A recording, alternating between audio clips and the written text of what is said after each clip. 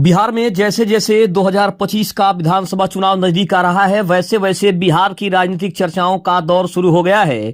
एक तरफ चिराग पासवान तो दूसरी तरफ तेजस्वी यादव, दोनों अपनी अपने गठबंधन को जिताने की पूरी कोशिश में हैं और दोनों इस बात का दावा कर रहे हैं कि हमारा गठबंधन आगे जा रहा है और हमारा गठबंधन जीत भी रहा है, सरकार हमारी बनने वाली है। लेकिन सबसे बड़ा सवाल है ये कि आखिर चिराग पासवान कितने तैयार हैं बिहार में राज करने के लिए, बिहार की सत्ता पर काबिज होने के लिए चिराग पासवान क्या पूरी तरह से तैयार हैं? क्या उनके आसपास भी कोई है? क्या तेजस्वी यादव सिर्फ बातें कर रहे हैं या फिर सच में उनके सामने खड़े होने की हैसियत रखते हैं? आइए इस खबर में जानने की कोशिश करते हैं। नमस्कार, मैं हूं संजीव और आप देख रहे हैं आप तक न्यूज। बता दें कि 2025 का विधानसभा चुनाव आने वाला है, उसके पहले ही बिहार में राजनीतिक सरगर्मियां धीरे धीरे उठने लगी है, तेज होने लगी है। एक तरफ चिराग इस बात का दावा कर रहे हैं कि सरकार एनडीए की बनने वाली है, तो वहीं दूसरी तरफ महागठबंधन ये भी दावा कर रहा है कि सरकार महागठबंधन की बन रही है। हालांकि ये जनता को तय करना है कि वो किसकी सरकार देखना चाहती है, उसके लिए कौन अच्छा है और उसके लिए कौन बुरा है। लेकिन बात अगर करें दो युवा नेताओं की, तो एक तरफ तेजस्वी हैं तो दूसरी तरफ चिराग पासवान हैं। सवाल उठ रहा है कि क्या चिराग पासवान बिहार की सत्ता संभालने के लिए पूरी तरह से तैयार हैं?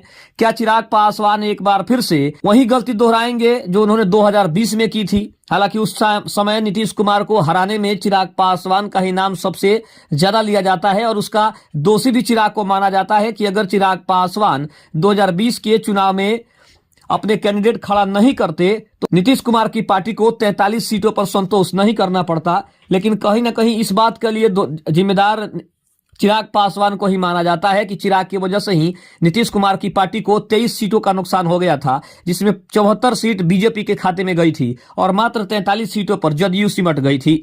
बात करें महागठबंधन की, तो 2024 के चुनाव में महागठबंधन ने 74 सीट जीतने में कामयाबी हासिल की थी, लेकिन उसके बावजूद सरकार बनाने में एनडीए ने ही सत्ता पर एनडीए ही काबिज हुई थी और महागठबंधन थोड़े से अंतर से सरकार बनाने से चूक गई थी।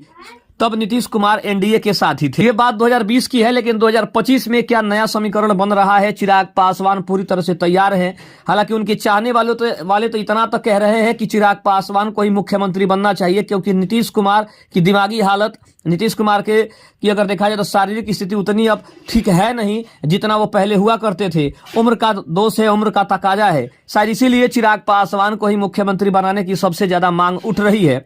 हालांकि चिराग ने यह तो स्पष्ट कर दिया है कि 2025 का विधानसभा चुनाव नीतीश कुमार के ही नेतृत्व में लड़ा जाएगा। लेकिन अगर किसी कारणवश नीतीश कुमार 2025 का विधानसभा चुनाव नहीं लड़ते हैं तो उस स्थिति में आखिर चिराग पासवान को क्या मुख्यमंत्री बनाया जा सकता है, इसकी भी सबसे बड़ी चर्चा हो रही है। और एनडीए ने तो हालांकि अभी तक इसके बारे में कोई स्पष्टीकरण नहीं दिया है, लेकिन चिराग पासवान के चाहने वालों की यह मांग है कि चिराग को 2025 में मुख्यमंत्री बनाया जाए। लेकिन इसके लिए सवाल यह है कि चिराग को अगर मुख्यमंत्री बनना है तो उन्हें सांसद पद से इस्तीफा देना पड़ेगा और उन्हें विधायक का चुनाव लड़ना पड़ेगा, क्योंकि जब तक विधायक का वो चुनाव लड़ेंगे नहीं तब तक बिहार का मुख्यमंत्री बन नहीं सकते हैं और सत्ता पर काबिज नहीं हो सकते हैं। खबर कैसे लगी कमेंट में जरूर बताइएगा। तब तक के लिए धन्यवाद। जय हिंद, जय भारत।